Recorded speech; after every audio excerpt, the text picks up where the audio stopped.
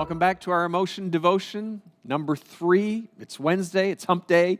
If you can get by today, it's all downhill from here, in the good sense. All right, let's look at what the Apostle Paul says about emotion today from Philippians chapter 4, verses 6 and 7. He says, "Do not be anxious about anything, but in every situation, by prayer and petition, with thanksgiving, present your requests to God.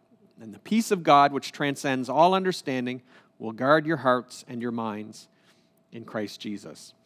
Guys, today's lesson, it's all about worry.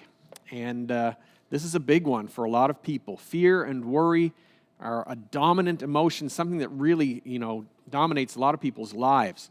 And this is such a challenging statement that we see here in this verse. Certain, statements we see in the Bible are challenging. This one is really challenging because it says, "Do not be anxious about anything." Anything. And some of you are thinking, well, I can not be anxious about some things. I know I can give certain things over to God, but to think that absolutely everything, could you imagine yourself not worrying about anything at all? That's really, really challenging. Are you a worrier? Some of you are worriers. There tend to be a higher percentage of worriers, I think, than just about any of the other negative emotions that we experience. But worriers, they can relate to this. This is good stuff that Paul is telling us here. The emotional reaction of worry, again, psychologists have studied this out, it tends to be an irrational response of trying to control our environment, of trying to control things in our lives.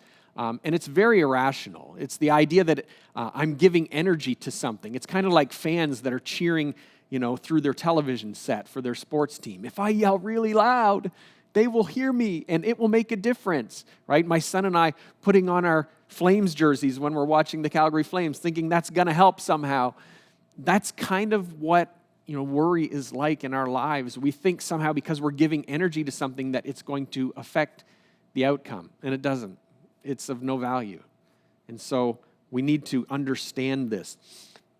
Peter gave us a challenge in 1 Peter chapter 5, verse 7. He says, "Cast your care on God because He cares for you." And it's the same idea in sort of a condensed statement that Peter is giving there. And I really like it because what it does is it talks about worry transference, right? He's saying take the things that you're worried about and transfer them over onto God because He's worrying for you. It's like taking this heavy backpack off that you're carrying and putting it on God's shoulders, and just let Him carry that for you. And just do it for today. One day, like Jesus said, is enough. Just worry about today.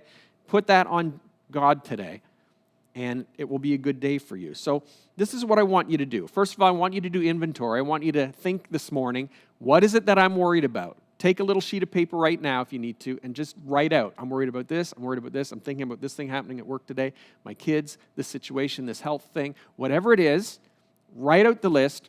And then what I want you to do, I want you to pray through the list. Just go through it. And I want you to give every one of those burdens to God. Cast that care on God. Cast that care on God. And just keep loading up His backpack as you lighten yours.